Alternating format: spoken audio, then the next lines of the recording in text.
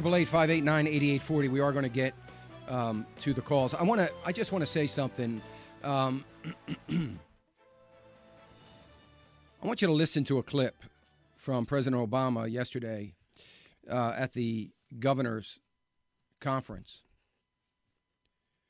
And I want to talk a little bit about his continuing to campaign, his continuing to be deceitful about what is really going on.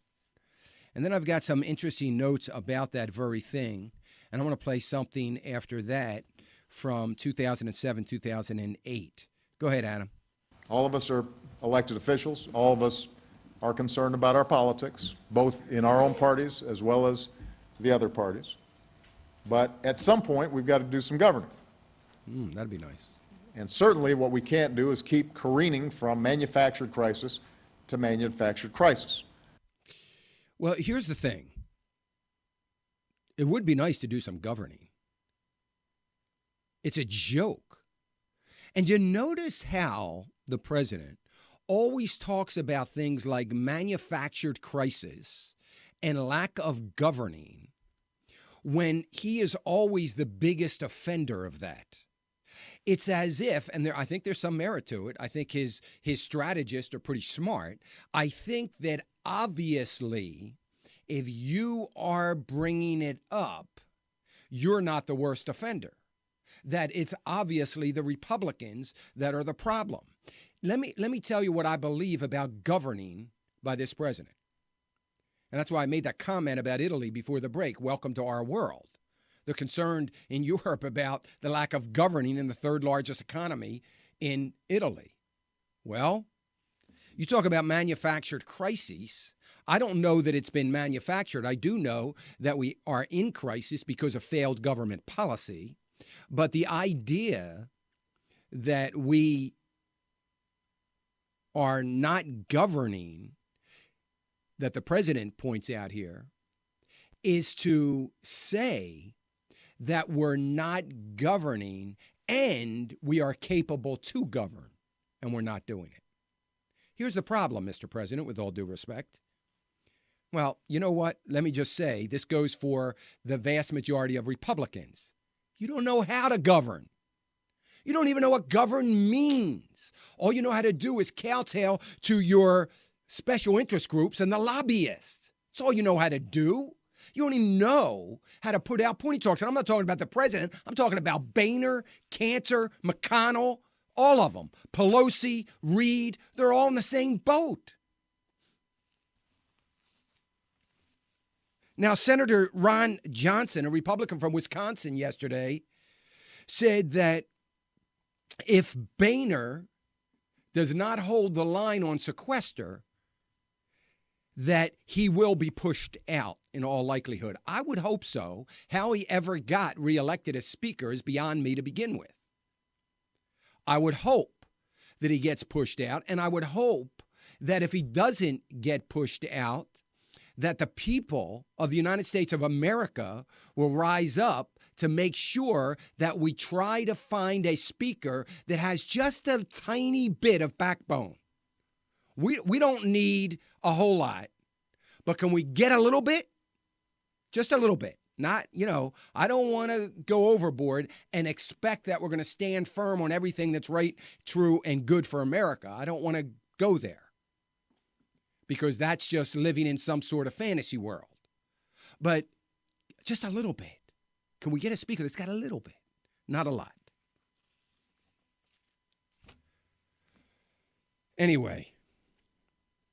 So that's what, that the president is outraged over the fact that we are not governing, and we've got to do that. The president often talks about special interest groups and what that is part of his government. Do you know that the president now, the president of the United States of America, is selling online, in case you want to buy, he is selling an opportunity to have quarterly meetings with himself. It's going to cost you $500,000. If you pay this $500,000, you will get a quarterly meeting with President Obama. Now, this $500,000 is going to his organizing for his action committee. You remember President Obama has taken his war chest of money from his campaign and has now folded it in to another organization that he is trying to build up to another huge war chest. Why would you do that if you don't have an election to win? But this is a president that talks about transparency, who has talked about special interest groups. Here, as a matter of fact, here he is talking about it from 2007 or 2008.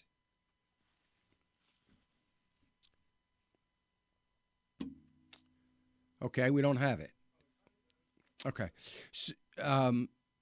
Okay, here's the clip. The cynics, the lobbyists, the special interests who've turned our government into a game only they can afford to play. They write the checks and you get stuck with the bill. They get the access while you get to write a letter. They think they own this government, but we're here today to take it back. Even if they're not asking for a quid pro quo, it means that the people you're talking to all the time are folks who, they're not struggling. I don't want somebody else pulling my strings. So everybody said, well, he's not going to be able to compete. This is the major disagreement that I have with Senator Clinton.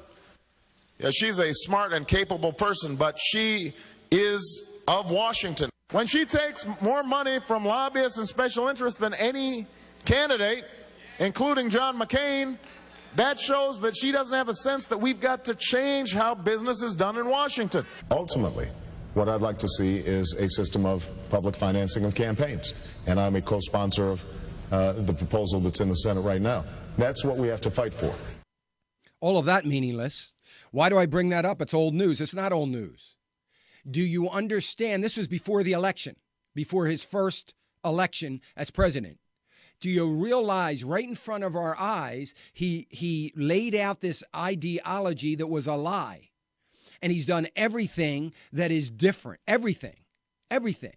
It goes to his character, and this is what we are living with for the next 4 years. We've got a president that's talking about sequester and the idea that we need to continue to spend money. Yesterday, he was talking about, at the governor's conference, he was talking about the idea of spending more money on infrastructure. We tried that, didn't work. Remember all those shovel-ready jobs? Now he's talking about spending more money on, of all things, green energy. We tried that. They all went bankrupt. Remember that? Tax-paying dollars down the hopper. And we've got a president that continues to throw this Kool-Aid in front of us, and we've got Republicans, Democrats, and the American people still drinking it.